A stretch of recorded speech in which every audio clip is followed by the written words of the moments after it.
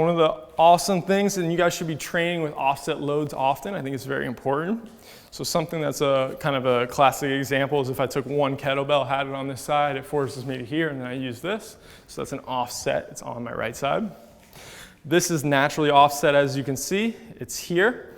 So again, I keep saying it, but if I'm working with a lot of pitchers, right? So when I'm working with a pitcher, I obviously want their elbow to be strong, and they need to be able to resist the rotation of this by getting that there.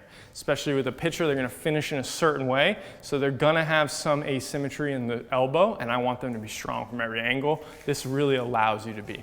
So we talked about what do we want for the elbow, and we said we wanna really focus on rotation first. So if I was gonna go ahead and make this easier, I could grab here. We have 1 pounds at the clinic, so we rarely ever do this. I just grab the 1 pounder, but if I wanted to make it easier, I could go here. If I wanted to make it harder, I would go here, because you see that makes me really work. So I'm gonna get my whole entire hand on there, really get the fingers on there, and now I can just do the exact same capsule car, except now it's weighted. When I get to here, the weight starts to really overload, and I have to work hard on not allowing it to get there. Notice when I'm doing this, there's no other movement, okay? So there's a good end range option for the elbow. Again, wanna make it easier, do it from here.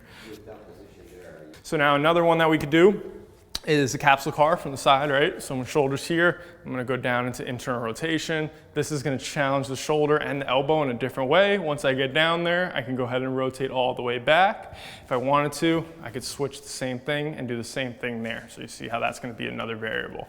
And then the other one that I'm really doing the most is here.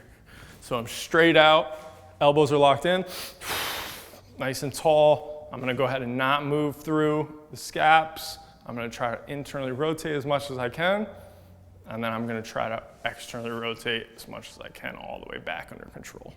Okay.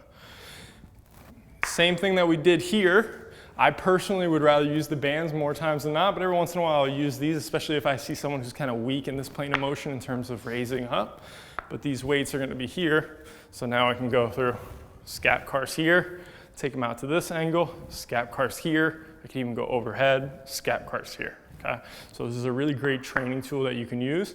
Same thing that I had him do with the external rotation liftoffs.